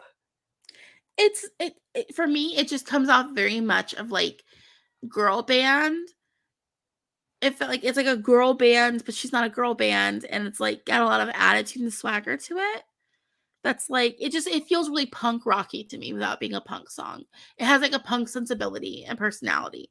Like Okay. Mama from Benidorm Fast last year by Rupert, that also had a very punk feeling to me without being a punk song. Okay. It's I just like there's like a certain attitude that you get with punk music, and like that's how I feel about that one. I mean, it's not my least favorite song. It's I I mean, just it's okay. You don't have to love it. so yeah, I don't like it. Oh, is there another one you I wanted to love the highlight? fact that there's so much support for her. Y'all go ahead and vote for your girl, but I mean, no, it won't be me. How about was there any like what was another song that you wanted to highlight from the semi? Um, Another song I wanted to highlight was Mia Uksam Koraga. Big vocal, big Yeah, female vocal, belty the whole time. Love it. Strong melody. Like that's a melody that's stuck in my head pretty often. It's it's the good. biggest. It's the biggest female vocal in the semi. It might be the biggest female vocal overall. The other semi I think has two that would compete for it. Yeah, I like the kind of like it feels like a inspo ballad without beating you over the head with it. Mhm. Um, it kind of feels like it's in that vein. It's also fun to say. I don't know if I'm Mhm. pronouncing it anywhere near correctly, but just saying "uksam koraga" That sounds was right. it feels good. Like Mhm. Yeah, I thought that one was really nice. Is it super original? No. Is it no, polished? Sure. yeah, I it's like it. And polished. the melody is the number one thing that got me. Yeah, it's passable. It's like that's the thing with it. It's like it's not for me. It's not one that stands out Mhm. positively or negatively at all. It's like just it exists. It's pleasant when it's on. Wait, I actually do wanna change my answer. Kau Valik, because that one I feel like does stand out. Oh no, we can talk more than that. If you wanted to bring up Cal, that was one of the ones I was going to bring up, but not the next one I was going to talk about. That one's Yeah. like great. It was so good. I mean, it was great when I listened the first time, and it's been growing. Like, Yeah, I love, love, love this song now. yeah. I want to say for me, um, Annette and Freddie, you need to move on. The song is Mhm. so up my alley, and this is the kind of song I like to watch Estee Lau for because only Estonia does this. Yeah. It's like the sound is so Estonian to me Mhm. because only Estonia does this when it comes to like the Eurovision selections. It's like lo-fi, jazzy, smoky vocal. Like, oh, Mhm. just I love it. Like that's the it's up my alley. It's like I heard it and my first thought was, oh, Estonia did not come to play for my heart. Yeah. They Yeah. have the perfect, like, coffee on a stormy morning kinda aesthetic. Yeah. Yeah. And like I said, Estee Lau does songs like this so well. No other Mhm. national idol can touch them with it. Yeah. It's ambient, I like it.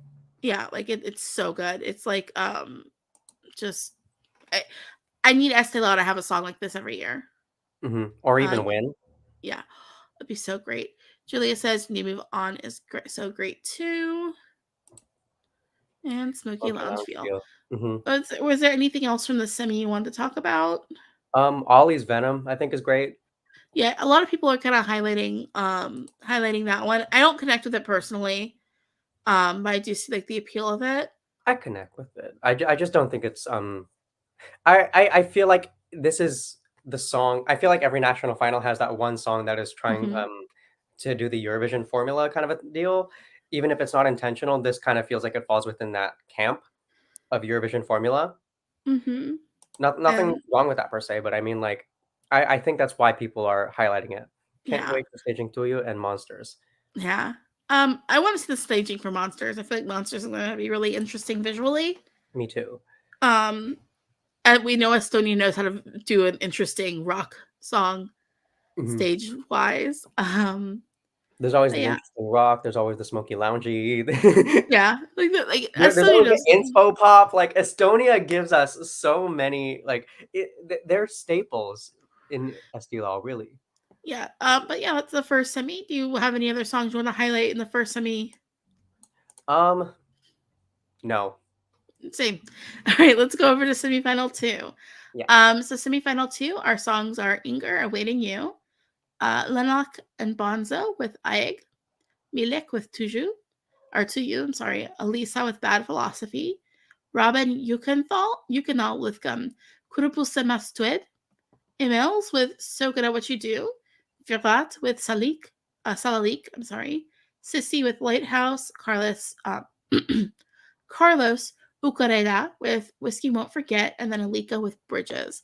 I want to highlight this isn't really one of my favorites, but someone had asked us earlier. Cody C had said, "Curious as Americans, what do you think of Whiskey Won't Forget?" I have thoughts about that.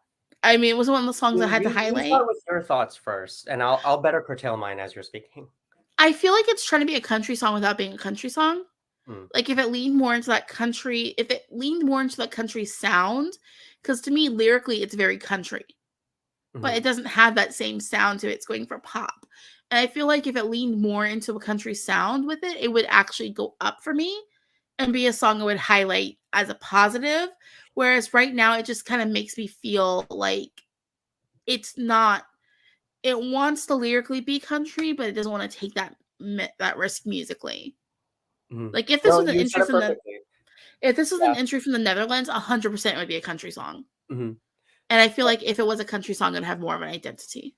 Yeah, exactly, and the Netherlands, they would at least be really a lot firmer in the fact that this is country. They would be a lot Yeah. more, like, in the production, leaning into, like, some more, like, bass with the guitar. There would be just a lot more of the production, yeah, li like she was saying, basically, she said it perfectly, but it feels more pop with a country kind of sprinkling on it. If it were more country, then it would be a lot stronger. I do agree with that. Yeah, it's like that to me, it's like it's not ready to go full commitment to country, but a full Okay. commitment to country would be Uh, better for it. But what's the song you wanted to talk about? from semifinal 2, a song I wanted to talk about, Bad Philosophy, Elisa. How yes, yes. I love this song. It is so This is like karaoke lounge, you guys. This oh, is why is it so good? Why? I don't it's bad, but it's the good kind of bad. It's like the oh my gosh, like how do I phrase this? When I say it's bad, I mean like objectively. In my mind, I'm going, I should not enjoy this as much as I Yeah. do. But my heart is saying, no. This is like the best thing that was ever made. Like I just oh like it's so good. It's so good. It's cheesy. It's corny. The synths. Oh, it's like a throwback to the 80s, but at the same time, not quite 80s, more like vaporwave take on the 80s, which is like what kids nowadays think the 80s were like. Mhm. Um, I love every second of it. It is so good. It is so, so good. And the music video is to die for. The Mhm. outfits are like everything about this package. Like if this went to Eurovision, I would have no choice but to stand. No, I mean, seriously, like, and the thing is, it's such a different, like, transition from Fire. She said, "Now I'm going for, like, a vintagey pop sound, but the visuals are gonna be very magenta, and all the while, I'm going to be just, like, standing here all sexy, giving us, what little vocal I can in this song," and it works so well. I It's love it. an amazing grower, Julia. It's an amazing grow like, when the songs first came out, it didn't stand out to me. I'll Nope. be honest. I was like, okay, this karaoke lounge derogatory. And now I say that as a compliment. Like, I feel like I am at my local Jaguar about to Oh, sing some Celine Dion. so good. Every second of it. So good. I don't know why it's so good. Ariana, I like Bad Philosophy, though I was more drawn to the trash pop Fire.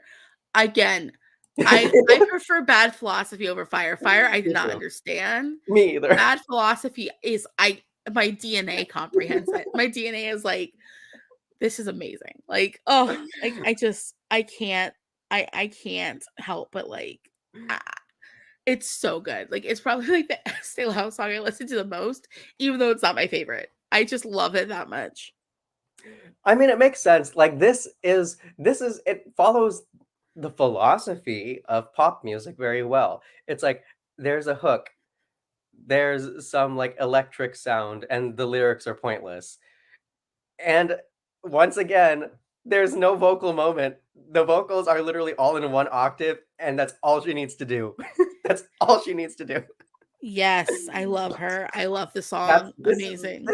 this is what Eurovision is about. It's so good. It's so good. Oh, if this went to Eurovision, man, she'd be fighting for it with Angelica Agarabash for my heart.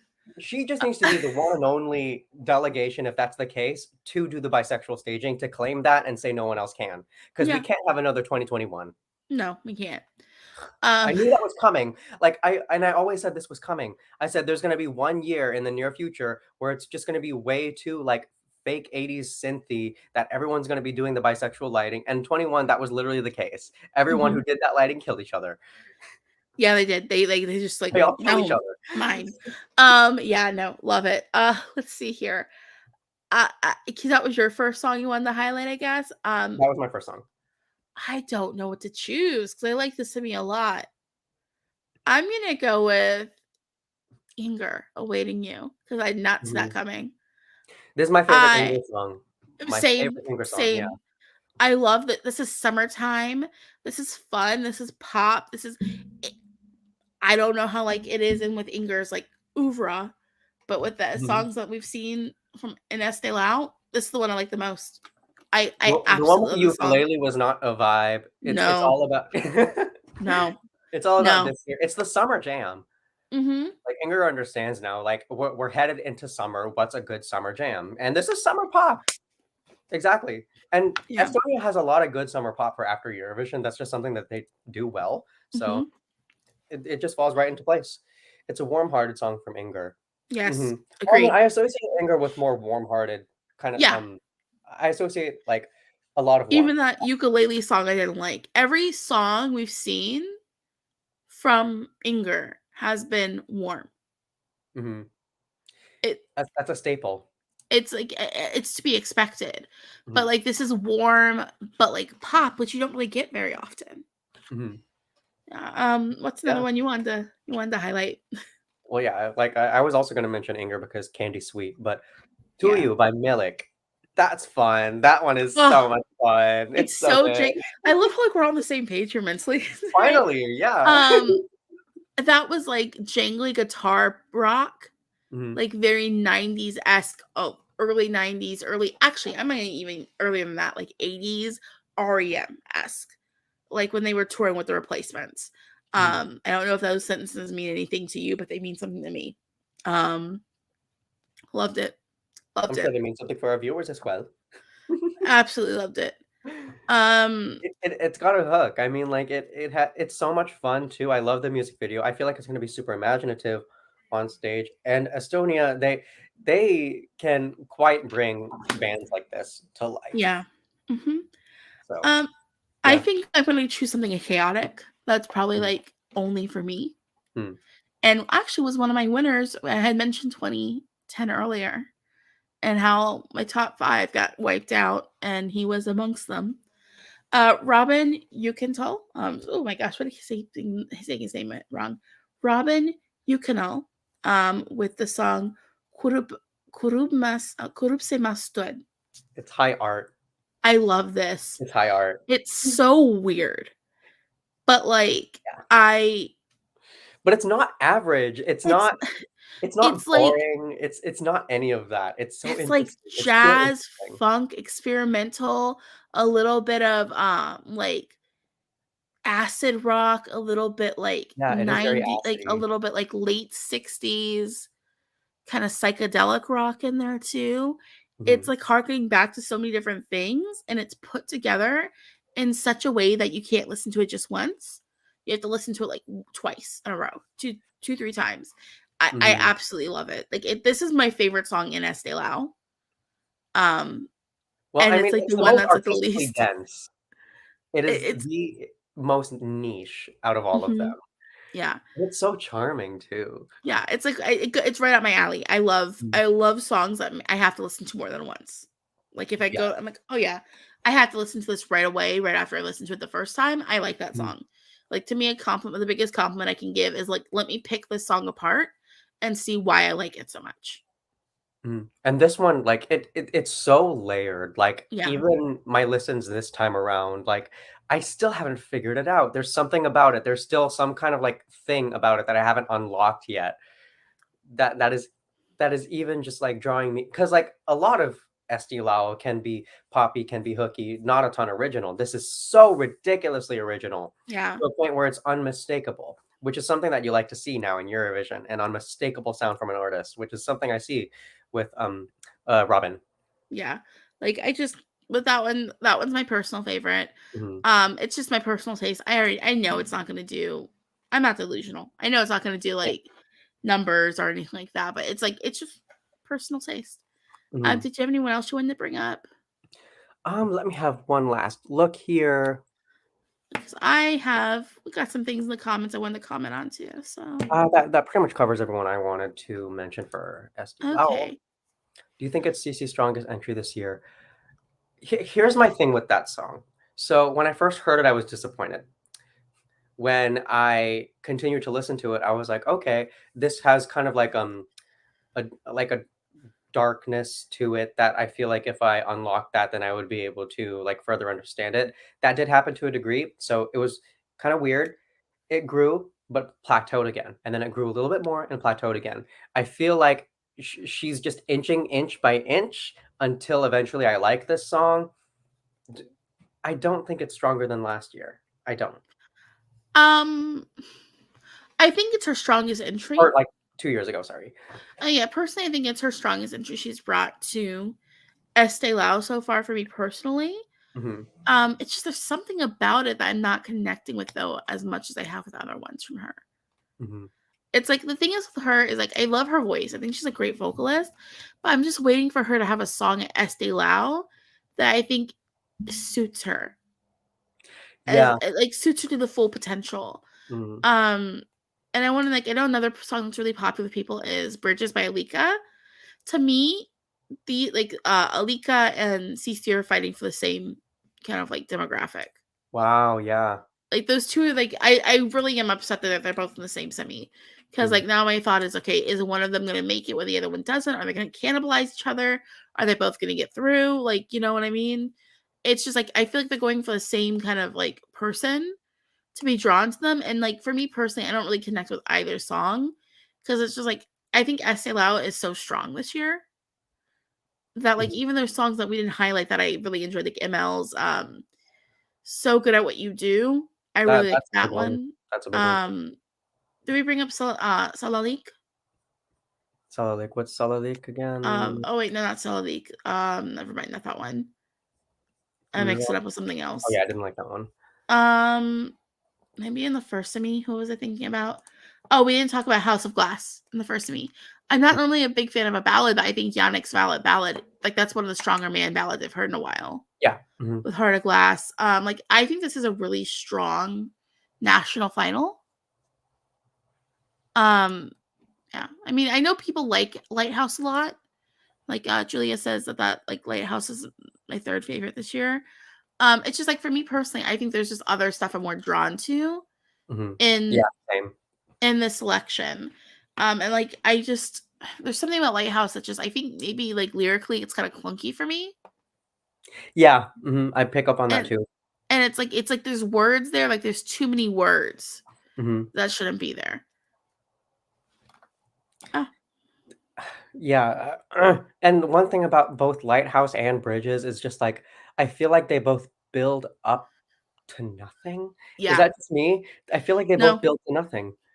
I'm listening, I'm like, okay, where is this gonna go? Where is this gonna go? And then it Mhm, doesn't really go anywhere. There's resolution, but like it's not a strong kind of resolution, if that makes sense. and I would argue that for both of the songs too, Yeah.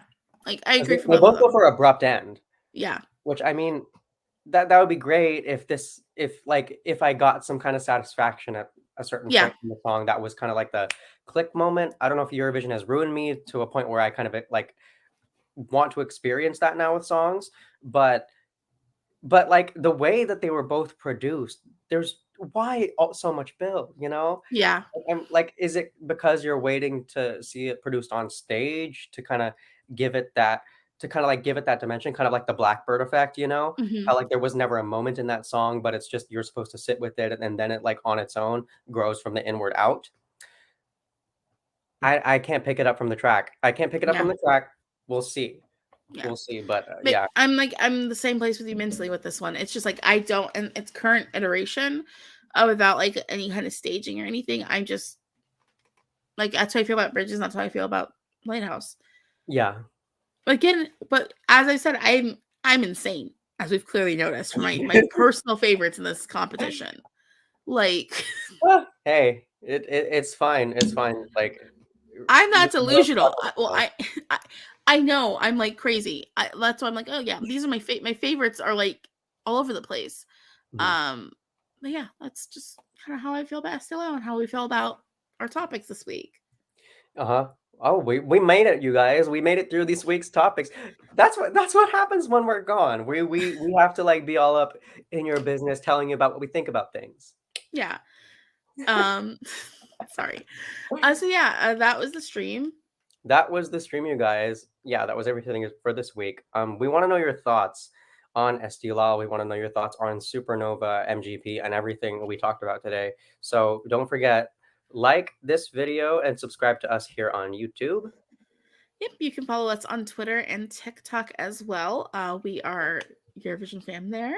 Also, remember to check out our website if you want to read more. We hope you guys are excited for next week. Next week should be pretty intense. So yeah, see you soon. See you next week. See you next week in the SD Law time. Bye. Yes. Farewell. I'm trying to remember.